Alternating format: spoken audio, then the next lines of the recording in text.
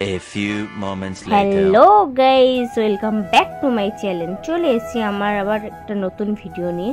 আজকের হচ্ছে আমার একটা স্পেশাল দিন, তাই জন্য তাড়াতাড়ি সকাল সকাল ঘুম দিয়ে উঠে বাসি কাজ বাজ সেরে চলে যাব বাজারে। চলো বাজারে পৌঁছে তোমাদের সঙ্গে শেয়ার করছি আজকের আমার স্পেশাল দিনের জন্য। তার জন্য চলে গেছি মাটনের দোকানে।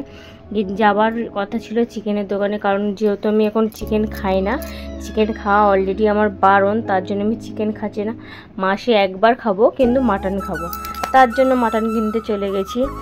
আর প্রত্যেক সপ্তাহে তো আর মাটন কিনতে পারবো না, তার জন্য মাসে একবার খাই, একবার খাবো, কিন্তু মাটন খাবো। তার জন্য আমার বরমশাই বলেছে কিন্তু সব সময় খাওয়ার বায়না করবে না, একবারই খাবে। তার জন্য একবারই খাই, মাসে একবারই আমাদের মাটন হয়, বাদবাকি সময় আমাদের মাছ, ডাল, ভাত এসব হয়। তারপরে এত গরম পড়েছে দেখেই বুঝতে পারছো, মুখ চোখ শুকিয়ে আমসি হয়ে গেছে, তার জন্য একটু খেয়ে নিলাম ডাবের জল। তারপরে আমার বরমশাই চলে গেল ফল কিনতে, যেহেতু আমি ফলটা এখন রেগুলার এতই খাচ্ছি বলার মতন না, তার জন্য আমার বরমশাই ফল কিনতে চলে গেল। ফল নেওয়া কমপ্লিট এখনও হয়নি, নিচ্ছে, আর আমি ছাওয়ায় দাঁড়িয়ে আছি।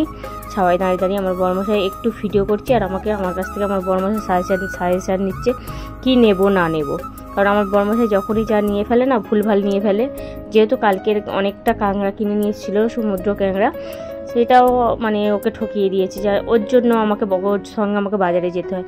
যেহেতু আমার রোদে বেরোনো বারণ, তবু আমি যেতে চাই না, কিন্তু আমার বরের পোকামো দেখে আমাকে যেতে হয় বাজারে।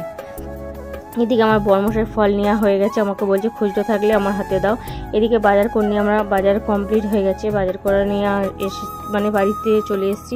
এসে দেখো আজকের আমার স্পেশাল দিনের জন্য এই শাড়িটা আমার বরমশাই গিফট করেছে।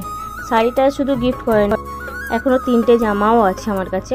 যেহেতু জামাটা আমার ভালো লাগলো না, শাড়িটা পরতে শাড়িটা খুবই পছন্দ হয়েছে, তার জন্য আমার বরমশাই বললো তাহলে জামাগুলো রেখে দাও, রেখে শাড়িটাই পরবে। তার জন্য আমি শাড়িটা সিলেকশন করে নিলাম। এদিকে দেখো সব কিছু সবজি কেটে আমি জোগাড় করে নিচ্ছি। নেওয়ার পরে হঠাৎ করে মা ফোন দিয়ে বলল যে স্পেশাল দিনটা আমার আছে আজকে, তার জন্য আমার মা ফোন করে মায়ের সঙ্গে ভিডিও কলেই কথা বলছিলাম। কথা বলতে বলতে মা বললো কী রান্না করছিস?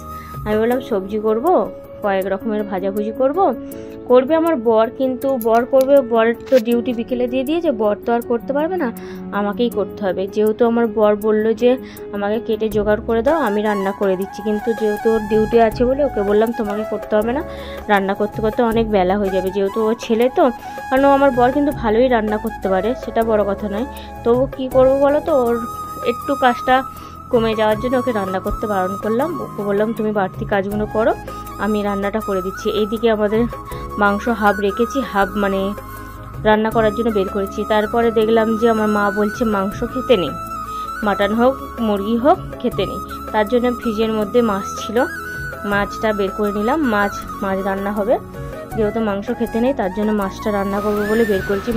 মাছটা যে বের করেছি এত শক্ত ইট হয়ে গেছে, তুমি রান্না করেছো, দাও আমি খাবারটা গুছিয়ে দিই। তার জন্য আমার বরমশাই দেখো আমাকে খাবারটা গুছিয়ে দিচ্ছে।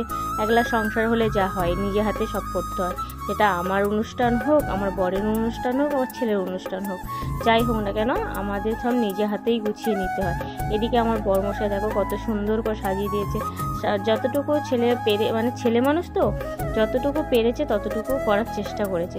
এদিকে দেখো আমার মাছটা দেখে আমার বরমশাই হাসাহাসি করছে, কিন্তু নিজেই কিনে নিয়ে এসছে, নিজেই হাসাহাসি করছে, বলছে এই কি কত বড় মাছ।